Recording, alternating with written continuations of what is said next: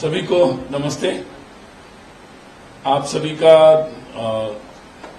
मैं धन्यवाद करना चाहता हूं कि राष्ट्रीय स्वयंसेवक संघ की अखिल भारतीय प्रांत प्रचारक बैठक गत 3 दिनों से 12, 13 और 14 जुलाई यहां पर रांची में हो रही है और उस दृष्टि से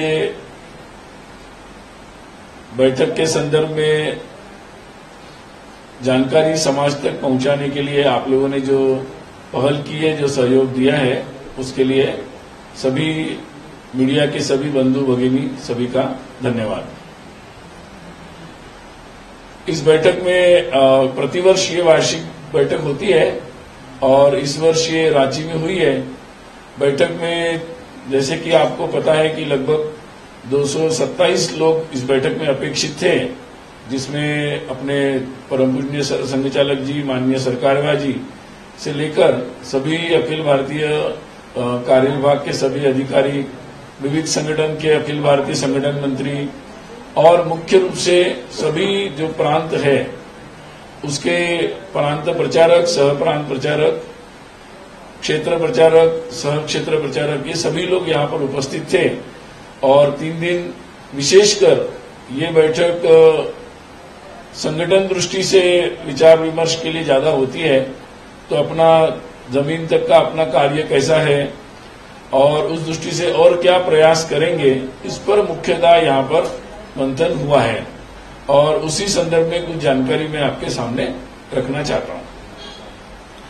इस वर्ष विशेषकर जो संघ के प्रशिक्षण होते हैं कार्यकर्ताओं के, क्योंकि संघ का मुख्य जो कार्य होता है वो व्यक्ति निर्माण का कार्य है और अपने शाखा के कार्य के माध्यम से वो कार्य चलता रहता है।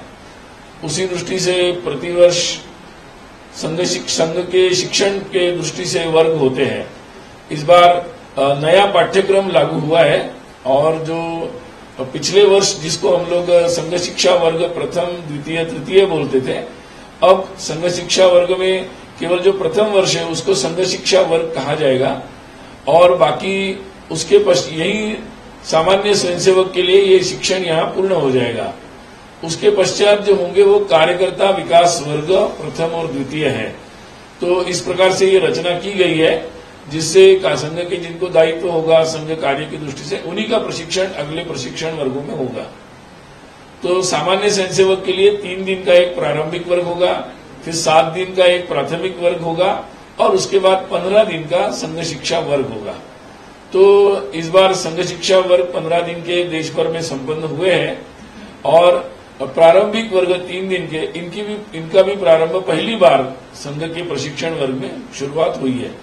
तो इस बार का जो अभी जानकारी अभी तक प्राप्त हुई है, तो संघ शिक्षा वर्ग मैंने जिनके आयु 40 से नीचे होती है, ऐसे लोगों के लिए जो वर्ग होते हैं जिनमें एवरेज मतलब जो उम्र होती है वो सामान्यतः 20 से 22 तक ये उम्र जाती है। तो ऐसे लोगों के सामान्य संघ शिक्षा वर्ग 60 इस देश भर में हुए हैं और जो कार्यकर्ता विकास वर्ग 11 हुए हैं और एक वर्ग नागपुर में हुआ है जो जिसको पहले तृतीय वर्ष कहते थे, अब कार्यकर्ता विकास वर्ग द्वितीय सामान्य हुआ है। तो लगभग ऐसे इस आयु के जो लोग हैं उनके लिए 72 वर्ग देश भर में आयोजित हुए और जिसमें 20,615 इतने शिक्षार्थियों ने भाग लिया। ये स्वयंसेवक अपने जीवन में एक ही बार करते हैं और हर वर्ष ऐसे नए प्रशिक्षण लेकर स्वयंसेवक भर्ती होते रहते हैं। तो ये प्रक्रिया इस बार इतनी हुई है और 40 से 65 की उम्र के जो और वरिष्ठ स्वयंसेवक होते हैं उनके लिए भी वर्ग हुए हैं। देश भर में 18 वर्ग हुए हैं और जिसमें लगभग 3,335 शिक्षार्थियों ने भाग लिया। तो लगभग ये सब मिलाकर 24,050 इतने शिक्षार्थियों ने इस मई और जून के काल में ही प्रशिक्षण लिया है। तो ये संघ का कार्य तो किसी भी परिस्थिति में अपना निरंतर रूप से अपना व्यक्ति निर्माण का कार्य चलता रहता है। प्रारंभिक वर्गों की भी शुरुआत हुई है और पिछले वर्ष जो प्राथमिक वर्ग हुए थे 7 दिन के, तो इसमें लगभग 18 वर्ष की आयु के एवरेज में नए लोग आते हैं 7 दिन के वर्ग में। तो पिछले वर्ष उसमें लगभग 1 लाख नए लोगों ने ये प्रशिक्षण लिया था। हर वर्ष नए लोग आते हैं उसमें। इस बार जो 3 दिन का वर्ग हुआ है प्रारंभिक, तो अभी तक का जो सभी प्रांतों के शेष है, कुछ प्रांतों के बाद में होंगे, तो अभी तक का जो उसका एवरेज आ रहा है, तो लगभग प्राथमिक वर्ग से दुगुनी संख्या में नए युवक जो है उसमें संघ का प्रशिक्षण ले रहे हैं। तो ये कुल मिलाकर ये साफ तौर पे दिख रहा है कि किस तरीके से नए युवक जो है संघ के विचार से, संघ के कार्य से और जो राष्ट्र के लिए जो समर्पित होकर काम करने की जो पद्धति है उससे आकर्षित हो रहे हैं और आ रहे हैं। एक और बात होती है ज्वाइन आरएसएस। संघ की वेबसाइट पर ये हम लोगों ने ऑप्शन दिया है। जिन संघ तो वैसे अपने अपने शाखा के क्षेत्र में समाज के नए नए लोगों से संपर्क करते हैं और शाखा से जोड़ते हैं, परंतु इसके अलावा भी बहुत सारे लोग आज के नए तंत्र से जिनका संपर्क नहीं आ पाता है या जहां पर शाखा नहीं है जिनके क्षेत्र में, वो लोग वेबसाइट से ज्वाइन आरएसएस में सीधा संपर्क करते हैं कि हम भी इस तरह से संघ के साथ जुड़कर कुछ कार्य करने के लिए तैयार हैं। तो लगभग हम लोगों ने 2012 से ये ऑप्शन दिया था। अभी लगातार हर साल लगभग 1.25 लाख लोग इसमें लगातार 1 लाख से 1.25 लाख लोग हर वर्ष इसमें नए लोग आते हैं जो संघ के कार्य के साथ, संघ के विविध कार्यों के साथ, विविध संगठन के साथ जुड़ते हैं। अभी जून एंड तक का जो मेरे पास संख्या आई है, इसमें इस वर्ष भी लगभग 66,529 66,529 मतलब लगभग वही एवरेज है। लगभग साल अगर 6 महीने के 12 महीने करने के तो 1.25 लाख हो जाएगा। तो ये इस तरीके से एक उत्साह के साथ लोग संघ कार्य के साथ जुड़ रहे हैं और हम भी उनके लिए नए नए प्रशिक्षण की योजना कर रहे हैं। शाखाओं में भी उनके सुविधा के अनुसार दैनिक शाखा, साप्ताहिक मिलन, शाखा का समय भी सुबह शाम रात्रि शाखा, इस तरीके से अलग अलग प्रकार की योजनाएं रख रहे हैं ताकि जो सारे लोग देश के काम में जुड़ना चाहते हैं संघ के माध्यम से, उनके लिए अवसर हम दे सकें। जहां जिन गांवों में मतलब आपको जानकारी होगी कि जब अयोध्या के राम मंदिर के लिए जो ग्राम संपर्क अक्षत लेकर संघ के स्वयंसेवक भी उसमें जुड़े थे, तो वो संपर्क लगभग 5.25 लाख गांवों में हुआ था। और तो ये दिखाता है कि 15 दिन के अंदर ही संघ के स्वयंसेवक इतनी मात्रा में लोगों के पास पहुंचे थे। अभी संघ की और एक पहल है, वो है जागरण पत्रिका, जिसमें संघ शाखा नहीं पहुंची है या नित्य हमारा कार्य नहीं है, ऐसे गांवों में जागरण पत्रिका जाती है जिससे समाज जागरण होता है और सामाजिक जो कार्य होते हैं उन कार्यों में लोग कैसे सहभागी हो सकते हैं इसकी जानकारी हम उसमें से लोगों तक पहुंचाते रहते हैं। और समाज के आध्यात्मिक धार्मिक जो गतिविधियां होती है, सकारात्मक गतिविधियों उनको वहां तक पहुंचाते रहते हैं। तो अभी इस वर्ष जो देखा हमने कि ये जागरण पत्रिका मासिक जाती है लगभग, तो 1,58,532 इतने गांवों में जहां शाखा नहीं है, शाखा कार्य नहीं है, ऐसे गांवों में लगातार ये पत्रिकाएं जा रही है। तो इसके माध्यम से तो ये संघ का जो उद्देश्य है अपनी स्थापना से कि पूरे समाज को साथ में लेकर जो समाज परिवर्तन के, राष्ट्र निर्माण के जो कार्य है उसमें आगे बढ़ना। अभी जो मार्च में हम लोग शाखा का जो संख्या लेते हैं, पिछले मार्च में ही वो संख्या सबको बताई थी। तो मार्च 2024 में जो संख्या शाखा के कार्य के संदर्भ में थी उसको मैं पुनः बता रहा हूं। 73,117 73,117 ये इतनी शाखा मार्च में जो हमारे पास संख्या आई थी उसमें थी। और जो साप्ताहिक, ये दैनिक शाखा है, और जो साप्ताहिक शाखा लगती है, मतलब जिसको हम साप्ताहिक मिलन बोलते हैं, वो 27,717 मतलब दोनों मिलाकर लगभग 1 लाख से ज्यादा ये होता है। और जो हम लोग 8-10 गांवों का एक मंडल बनता है जिसमें सभी मंडल तक पहुंचाने का हम लोगों का प्रयास है इस शताब्दी वर्ष में, संघ की शताब्दी में। उसमें लगभग 58,981 मंडल है। हमारा जो अभी कार्य है वो 36,823 मंडलों में प्रत्यक्ष दैनिक शाखा चल रही है। बाकी लगभग और बाकी जगहों पर साप्ताहिक या मासिक इस तरीके से संघ का संपर्क चल रहा है। ऐसे ही शहरों में जो बस्तियां हैं उसमें 23,649 इतनी बस्तियां हैं। अभी लगभग जहां कार्य है अपना ऐसी 14,645 बस्तियां हैं। तो लगातार हम लोग ये प्रयास कर रहे हैं अपने कार्य से कि संघ की शताब्दी जब 2025 में संघ के 100 वर्ष पूरे होंगे, विजयादशमी अक्टूबर में संघ के 100 वर्ष पूरे होंगे 2025 में, अगले वर्ष, तो तब तक हम ये सभी मंडल और सभी बस्तियों में हमारी शाखा का कार्य पहुंच जाए, ताकि फिर समाज के सभी लोगों के साथ संघ का कार्य स्वयंसेवकों का सीधा संपर्क हो और समाज संघ के पास सीधे पहुंच सके। तो ये हम लोगों का लगातार चल रहा है। और इस वर्ष कुछ विशेष अभियान भी है, जैसे कि मार्च में ही हम लोगों ने बताया था कि पुण्यश्लोक अहिल्या देवी होलकर जी, इनकी त्रिशताब्दी चल रही है। तो अहिल्या देवी के पुण्यश्लोक अहिल्या देवी के बारे में हम जानते हैं कि वो उस समय में, मतलब आज से लगभग 300 वर्ष पूर्व, वो समाज से एक ऐसे वर्ग से आई जिसको हम पिछड़ा कह सकते हैं। उसके आने के बाद भी एक राजा, रानी और राजा के रूप में उन्होंने अपना पद ग्रहण किया और सामाजिक दृष्टि से विधवा होने के बाद उन्होंने ये स्थान को संभाला और समाज ने उनको स्वीकारा और उन्हें अपने जीवन में एक अच्छे आदर्श राज्यकर्ता और धार्मिक कार्य भी उन्होंने बहुत किए, न्यायप्रिय उनका जीवन था। आधुनिक दृष्टि से व्यवसाय के कई सारे कार्यों को उन्होंने प्रारंभ किया और जितने भी तीर्थस्थल है अपने, जिनमें कहीं न कहीं कोई हानि पहुंची थी, उनको पुनरुत्थापित करने का उन्होंने महत्वपूर्ण कार्य किया। जिनके बनाए हुए घाट काशी में हो या जगह जगह हम लोग उनके, या सोमनाथ में हो, हम उसका दर्शन कर सकते हैं। तो ऐसे पुण्यश्लोक अहिल्या देवी के संदर्भ में उनका जो जीवन संदेश देश भर पहुंचाने का एक कार्य होगा। स्वयंसेवक समाज के विभिन्न संस्थाओं के साथ मिलकर ये कार्य करेंगे।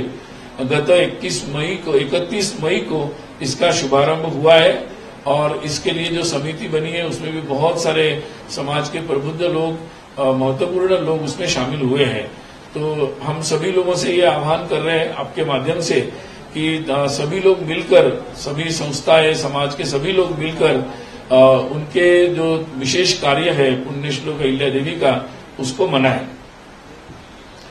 साथ ही अभी संघ का जो ग्रामीण क्षेत्र में काम चल रहा है, गौ सेवा और ग्राम विकास, तो लगातार ये कई वर्षों से काम चल रहा है। इस दृष्टि से कई क्षेत्रों में गौ सेवा का काम प्रारंभ हुआ, अच्छा, कई जगह ग्राम विकास का हुआ। अब ये दोनों कार्यों को मिलाकर विशेष योजनाएं हम लोग बना रहे हैं ताकि सभी जगह ये दोनों काम अच्छे से चले और एक ग्रामीण क्षेत्र में इन सारे व्यवसायों को और आगे कैसे बढ़ा सकते हैं और एक गांव की स्थितियां भी अच्छी हो, इस दृष्टि से एक लगातार प्रयास संघ के स्वयंसेवक जो ग्रामीण क्षेत्र में रहते हैं वो भी कर रहे हैं और शहरी क्षेत्र के भी स्वयंसेवक समाज के विभिन्न लोगों को साथ में लेकर इसको आगे बढ़ाने का प्रयास कर रहे हैं। इसमें विशेषकर युवाओं के लिए एक आह्वान भी किया गया है कि 24 घंटे आप गांव में चलो और ये सारे जो कार्य चल रहे हैं इसको देखो। तो काफी अच्छा प्रतिसाद हम लोगों को मिल रहा है। आने वाले समय में इसको और व्यापक रूप से हम समाज के सामने ले जाएंगे। सेवा के कार्य संघ के स्वयंसेवक लगातार करते हैं, हमारे प्रशिक्षण में भी वो रहता है और विभिन्न संस्थाएं जैसे सेवा भारती या और भी विभिन्न संस्थाओं के माध्यम से ये स्वयंसेवक ये कार्यों को करते रहते हैं। इस दृष्टि से विशेषकर सेवा के साथ साथ स्वावलंबन, यानी केवल अभाव है या कोई आवश्यकता है उसकी पूर्ति तो करना ही है, लेकिन धीरे धीरे वहां सभी लोग जो अभावग्रस्त है या पीड़ित है वो लोग स्वावलंबी हो, ताकि उनको इस दृष्टि से उनको रोजगार का प्रशिक्षण, उनकी आवश्यकता या स्थान के अनुसार उनको आगे वो अपना व्यवसाय कैसे बना सकते, इसके लिए सहयोग करना। तो सेवा कार्य में हम लोगों ने सेवा के साथ साथ स्वावलंबन ये विषय भी हम लोगों ने जोड़ा है और उस कार्य पर भी हम लोगों ने जोर दिया है। पिछले दिनों पर्यावरण की दृष्टि से भी बहुत सारी गतिविधियां लगातार चल रही है और हम लोगों को इस बारे में बहुत अच्छा प्रतिसाद समाज में बहुत सारी संस्थाओं से मिल रहा है। तो हम लोग सोचते हैं कि जब संघ के शताब्दी वर्ष जब प्रारंभ होगा तो हम लोगों ने जो पंच परिवर्तन की बातें कही है, 5 बातें जिसका मैंने उल्लेख भी किया था, तो ये सारे विषयों की तैयारी हम लोग अभी कर रहे हैं कि जैसे सामाजिक समरसता का विषय हो या पर्यावरण के संबंध में गतिविधि हो या कुटुंब परिवार प्रबोधन का विषय हो या स्व के आधार पर अपने जीवन को स्थापित करना हो या नागरिक कर्तव्यों की बात हो। तो इस दृष्टि से इन 1.5 वर्षों में लगातार संपर्क किया जा रहा है समाज के विभिन्न समाज संस्थाओं से, लोगों से, ताकि जब शताब्दी वर्ष आएगा तो हम इसको एक व्यापक तौर पर इन सारे कार्यक्रमों को अच्छे से समाज में लेके जा सकें। पिछले दिनों संघ का ये आग्रह रहता है कि जब भी नागरिक कर्तव्यों की दृष्टि से आग्रह रहता है और चुनाव के समय भी लोकमत जागरण, लोकमत परिष्कार का अभियान संघ स्वयंसेवक हाथ में लेते हैं। इस बार भी वो अभियान लिया था और जगह जगह अधिक से अधिक लोग मतदान करें, 100% तक पहुँचे, इस दृष्टि से ये अभियान था। राष्ट्र प्रथम इस बात को लेकर समाज तक पहुँचने का जगह जगह छोटी बैठकें, घर घर में गृह संपर्क, ऐसे विभिन्न जो माध्यम होते हैं लोकतांत्रिक तरीके से, उसमें लोगों तक पहुंचाने का संघ ने एक प्रयास किया था। अभी आने वाले समय में ये संघ के सभी जो विविध संगठन हैं उनकी समन्वय बैठक आने वाले समय में 31 अगस्त 1-2 सितंबर को केरल के पालक्काड में होगी, जिसमें सभी विविध संगठन के जो प्रमुख पदाधिकारी रहते हैं, संघ के स्वयंसेवक, वो सभी उसमें सहभागी होते हैं और अपने अपने कार्यों के बारे में चर्चा करते हैं। तो आगामी समय में वो बैठक केरल में होने वाली है। तो संक्षिप्त में मुझे लगता है मैंने बैठक के बारे में जानकारी दी है और लगातार जैसे मैंने उल्लेख किया कि समाज में युवा जो है विभिन्न प्रकार के कार्य करने के लिए आगे आ रहे हैं और राष्ट्र को आगे ले जाने में, सामाजिक परिवर्तन में उनकी एक विशेष भूमिका दिख रही है। हमारे स्वयं के अनुभव में भी आ रहा है कि आज में जो पीढ़ी के युवा है वो काफ़ी उत्साह से संगठन में भी नए नए दायित्व ले रहे हैं और कार्य करने में आगे बढ़ रहे हैं। तो आप सभी लोगों का सहयोग इस बैठक के दौरान हमारे द्वारा जो विषय उठाए गए उनको समाज तक पहुंचाने में मिला है, इसके लिए आपका पुनः मैं धन्यवाद करता हूं। नमस्ते। हाँ, मतलब ये बैठक जैसे मैंने कहा कि प्रस्ताव या बाकी सारे विषय तो हम लोग अपने अखिल भारतीय प्रतिनिधि सभा में लेते हैं और आने वाले समय में अक्टूबर में जब कार्यकारी मंडल की बैठक होगी तब ज़्यादा करते हैं। तो बैठक में जो विषय हुआ मैंने जानकारी दी है, फिर भी उससे संबंधित कोई प्रश्न हो तो ले सकते हैं। लोकसभा चुनाव के दौरान भाजपा के राष्ट्रीय अध्यक्ष जेपी नड्डा का एक बयान आया कि भाजपा मजबूत हो गई, आरएसएस की जरूरत नहीं है। इस बयान को आप लोगों ने किस रूप में लिया? ऐसा है कि संघ जो है लगातार अपने, मैंने बताया कि लोकमत परिष्कार का काम संघ करता है और सीधे चुनाव के कार्य में तो संघ नहीं लगता है, लोकमत परिष्कार का काम करता है और वो कार्य संघ ने इस बार भी किया है। सर, इस बार जो बीजेपी की सीट 240 पर अटक गई, आप लोग जरूर इस पर आपने जिस तरह से कहा कि लोकतांत्रिक तरीके से स्वयंसेवक संघ लोग भी लगे रहते हैं, आपका क्या आकलन आप लोगों का लगा, क्या इस पर बातचीत हुई है? ऐसा है कि मुझे लगता है कि अभी सबसे ज़्यादा ऊपर तो जनता होती है ना लोकतंत्र में, लोकतंत्र है ये। तो लोग जो होते हैं वो सभी राजनीतिक दल चुनाव में अपनी अपनी बात लोगों के पास ले जाते हैं और लोग जो होते हैं वो उन बातों के आधार पर अपने निर्णय देते हैं। तो मुझे लगता है जनता ने अपना फैसला दिया है, सबको उसका सम्मान करना चाहिए।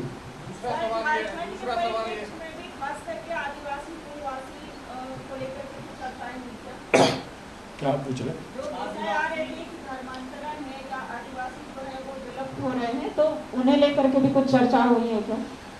ऐसा है कि जो मतांतरण का जो एक अपने समाज में कुछ लोग प्रयास करते रहते हैं और समय समय पर कभी गलत प्रकार की जो पद्धतियां हैं उसका भी उपयोग करते हैं।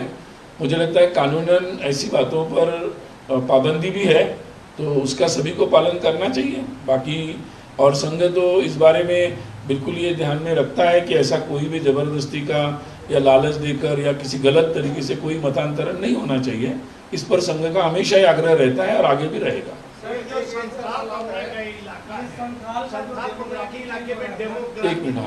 संथाल परगना के इलाके में डेमोग्राफी बदल रही है। खास करके पाकुड़ ये सब जो इलाका है उसमें काफी बाहर से लोग आए, उसकी दिशा में भी संघ कुछ सोच रहा है या उसमें ऐसा है कि परम पूजनीय सरसंघ चालक जी ने इसके पहले भी जनसंख्या असंतुलन के बारे में पूरे देश भर में हो रहे जनसंख्या असंतुलन के बारे में बात की है, और ये महत्व का प्रश्न है और जिसके बारे में पूरे समाज को चिंता करनी चाहिए, और इसके बारे में जो तथ्य है वो समाज के सामने आपके माध्यम से जाए, ये अच्छा है। और संघ जमीन पर काम कर रहा है, इसके संदर्भ में जो भी करणीय होगा उसके लिए आगे बढ़ रहा है।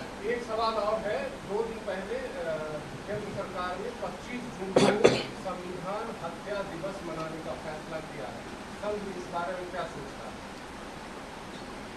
ऐसा है कि संविधान के आपातकाल जो था, जो 1975 में लगाया गया, वो निश्चित रूप से गलत था। और लोकतंत्र में मुझे लगता है कि हम लोग एक फ्रीडम, स्वाधीनता की बात करते हैं, स्वतंत्रता की, तो ऐसी बातें नहीं होनी चाहिए। संघ ने अपने समय समय पर इमरजेंसी के बारे में अपना विरोध भी दर्शाया है, और संघ ने तो संघर्ष भी किया था। कई कार्यकर्ता जेल में गए थे, बहुत सारे कार्यकर्ताओं को प्रताड़ना झेलनी पड़ी, बहुत सारा संघर्ष हुआ, और मुझे लगता है कि पुनः जो है वो अपने लोकतंत्र की अपने देश में स्थापना हुई है।